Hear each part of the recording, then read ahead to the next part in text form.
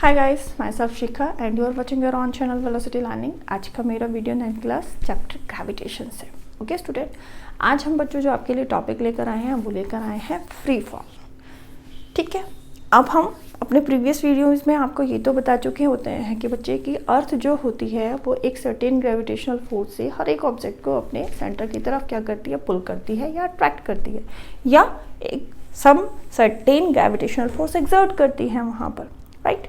तो कोई भी बॉडी क्या करती है जो हाइट से ड्रॉप होती है तो डेफिनेटली वहाँ पर फोर्स ऑफ ग्रेविटी के अलावा भी फोर्स काम कर रहे हैं, उसके ऊपर वर्क कर रहे हैं या एक्ट कर रहे हैं, just like your air resistance. Okay, अब हम क्या करें कि इन एयर रेजिस्टेंस या अदर जो फोर्सेस हैं उन सबको क्या करें, वहाँ पर हम अज्यूम ना करें, नेग्लेक्ट कर दें उनको, और ओनली वन फोर्स को ले हम, that is called your force of gravity, right. तो आप देखोगे कि जब भी इस फोर्स की, ओनली इस फोर्स के इन्फ्लुएंस में ऑब्जेक्ट को ड्रॉप किया जाता है, राइट, तो आपका जो ऑब्जेक्ट है वो क्या करता है, एक स्ट्रेट लाइन में मोशन करता है, सर्टेन यूनिफॉर्म मोशन होता है उसका। ठीक है, यानी आप कहो अपने घर की जो है रूफ पर जाओ और वहाँ से घर की रूफ पर जाओ, या थोड़ा सा बिल्डिंग्स होती हैं, बिल्डिंग के रूफ पर जाओ और वहाँ से एक स्टोन या बॉल को ड्रॉप करो, तो आपका बॉल या स्टोन एक इस तरीके से स्ट्रेट लाइन के मोशन में अर्थ तक पहुँचेगा। ठीक है, जो रीच करेगा वो अर्थ पर, वो एक स्ट्रेट लाइन मोशन में करेगा। ठीक है, that fall is called the free fall. आया कुछ समझ? डेफिनेशन लेते हैं, देखो।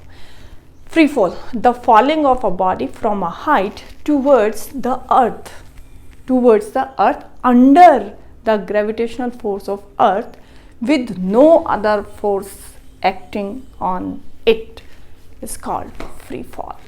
कोई और फोर्स उसके ऊपर वर्क नहीं कर रहे हो, ठीक है, ओनली ग्रेविटी या फिर फोर्स ऑफ ग्रेविटी उसके ऊपर वर्क कर रहा हो, देन कंडीशन में जो वो फॉल है आपके ऑब्जेक्ट का, that is called the free fall. Okay, free fall. और हमने कहा सर्टेन यूनिफॉर्म मोशन।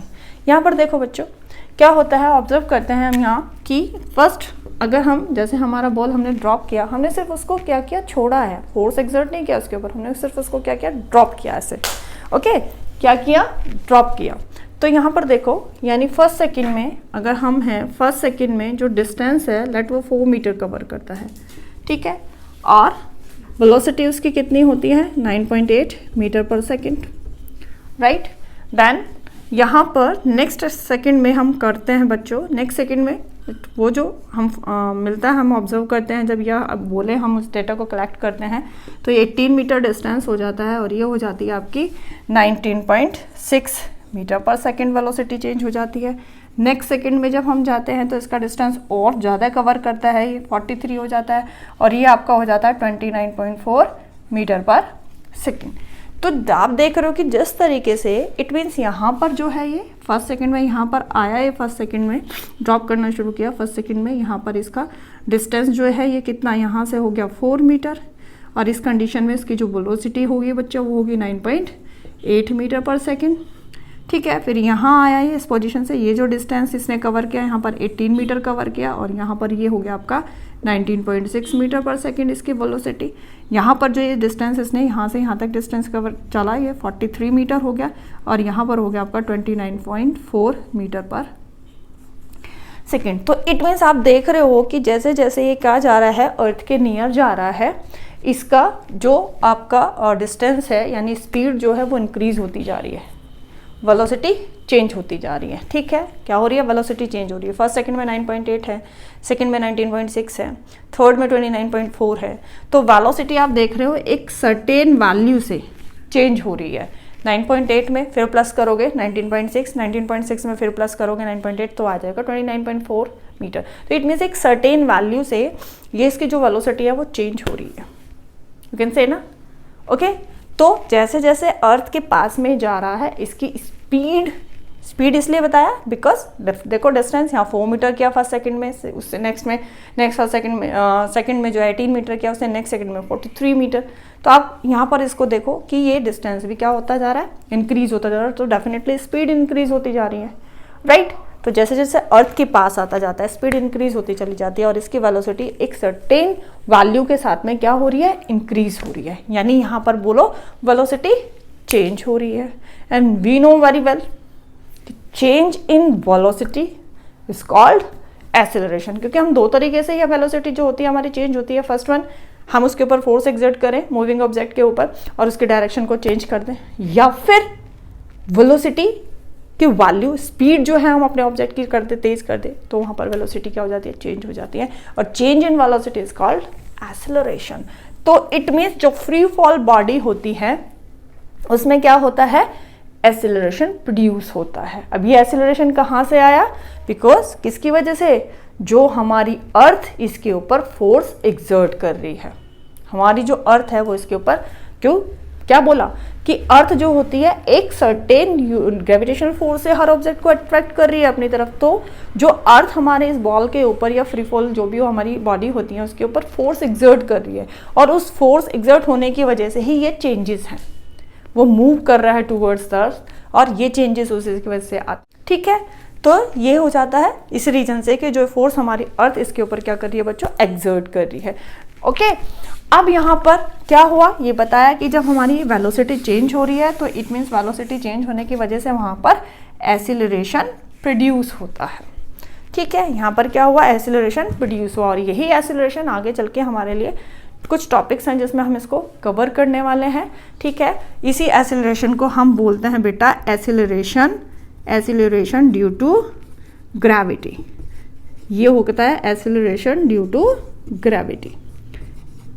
ठीक है, हम इसको बोलते हैं, और हम इसको कंपैरिजन टू ए स्मॉल जी से रिप्रेजेंट करते हैं, एक्सेलरेशन ड्यू टू ग्रेविटी। क्यों, क्योंकि जो एक्सेलरेशन प्रोड्यूस हो रहा है, भाई वेलोसिटी चेंज हो रही है, एक्सेलरेशन प्रोड्यूस हो रहा है, यहाँ पर हमें पता है, लेकिन यहाँ पर ये एक्सेलरेशन किसकी वजह से हो रहा है, भाई ग्रेविटी की वजह से हो रहा है, तो दैट्स वाई इसको हम क्या बोलेंगे, एक्सेलरेशन ड्यू टू ग्रेविटी। अब कुछ इसमें हम बताते हैं, कुछ फैक्ट्स हैं इसके। तो बच्चों यहाँ पर ये जो एक्सेलरेशन प्रोड्यूस हुआ, अब इससे रिलेटेड कुछ चीज़ें बताते हैं। देखो कि earlier it was thought that lighter object falls slowly and heavier object falls more rapidly when they drop from the same height at same time, right. यानी अगर हम लाइट ऑब्जेक्ट ले लें और हैवियर ऑब्जेक्ट ले लें और उनको सेम हाइट से सेम टाइम पर ड्रॉप किया जाता है, तो जो मोशन प्रोड्यूस होता है वो लाइटर ऑब्जेक्ट में क्या होता है, कम होता है, और या बोलो कि जो लाइटर ऑब्जेक्ट है वो स्लो आते हैं अर्थ पर, उनका मोशन स्लो होता है, और हैवियर ऑब्जेक्ट का जो मोशन होता है वो फास्ट होता है comparison to light object, right.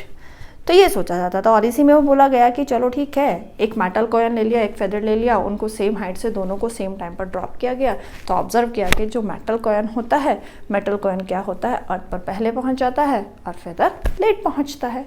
तो डेफिनेटली ये प्रूव हुआ कि भाई डेफिनेटली जो लाइटर ऑब्जेक्ट है उनका जो मोशन है वो स्लो है। ठीक है, अकॉर्डिंग टू दिस इस एक्सेलरेशन को बोला गया, क्योंकि मोशन है तो एक्सेलरेशन तो अभी बताया हमने कि एक्सेलरेशन प्रोड्यूस होगा इस चीज़ में, तो क्योंकि यहाँ मोशन है इसमें, तो यहाँ पर acceleration is different for different masses of object. Different masses के ऑब्जेक्ट के लिए एक्सेलरेशन क्या होता है, डिफरेंट होता है। ओके, ये चीज़ बताई गई। अब गैलीलियो सर आए, गैलीलियो सर ने फिर क्या किया, एक्सपेरिमेंट किया उन्होंने, और इस चीज़ को रॉन्ग प्रूव किया कि भाई डिफरेंट मासेस के लिए जो एक्सेलरेशन होता है वो डिफरेंट होता है ड्रॉपिंग बॉडीज़ के लिए नहीं। उन्होंने लेनिंग टावर ऑफ पीज़ा का जो था बच्चों, वहाँ पर गए और दो डिफरेंट मासेस के स्टोन लिए, और वहाँ से उन दोनों स्टोन्स को क्या किया, सेम टाइम पर सेम हाइट से, भाई दो स्टोन थे, सेम हाइट से सेम टाइम पर ड्रॉप किया। तो उन्होंने ऑब्जर्व किया या उन्होंने प्रूव किया कि जो हम दोनों स्टोन थे वो सिमिलर टाइम पर ही अर्थ से स्ट्राइक किए या अर्थ सरफेस पर रीच हुए। ठीक है, जबकि यहाँ तो बोला गया था भाई जब डिफरेंट मासेस के हो गए तो एक्सेलरेशन भी इनमें डिफरेंट होना चाहिए था वहाँ पर, जो कि हमारी अर्लियर थ्योरी थी, लेकिन ऐसा नहीं हुआ। गैलीलियो सर ने उसको रॉन्ग प्रूव कर दिया। ठीक है, और फिर गैलीलियो सर ने क्या कहा कि जो एक्सेलरेशन होता है due to gravity is independent of the masses, उसका मासेस से कोई भी लेना देना नहीं है जो एक्सेलरेशन ड्यू टू ग्रेविटी, क्योंकि यही बात कर रहे थे हम कि यहाँ पर एक्सेलरेशन प्रोड्यूस हुआ, क्यों हुआ यह भी बताया, और यही एक्सेलरेशन अर्लियर थ्योरी में बताया गया था कि जो लाइटर ऑब्जेक्ट्स होते हैं वो फॉल होते हैं स्लोली, एंड हैवियर ऑब्जेक्ट जो फॉल होते हैं वो मोर रैपिडली होते हैं।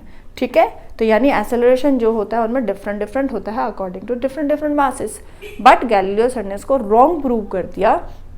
उन्होंने लीनिंग टावर ऑफ पीसा पर जाकर 2 डिफरेंट मासेस के स्टोन लिए, दोनों को सेम टाइम सेम हाइट से ड्रॉप किया और वो दोनों के दोनों सिमिलर टाइम पर सेम टाइम पर अर्थ सरफेस पर स्ट्राइक किया उन्होंने। तो एक्सीलरेशन इट मीन्स दोनों में क्या था, सिमिलर था।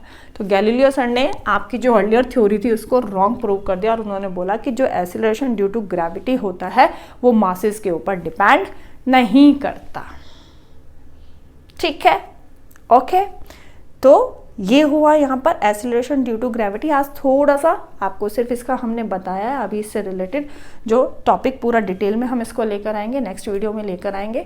ओके, आज का मेन टॉपिक फ्री फॉल ये था कि जब भी कोई ऑब्जेक्ट ड्रॉप किया जाता है, ठीक है, from a height towards the earth under the gravitational force of earth with no other forces acting on it, then it is called free fall. बस यही कंडीशन है कि फ्री फॉल के लिए केवल ओनली वन फोर्स उसके ऊपर exert होना चाहिए, that is called the force of gravity.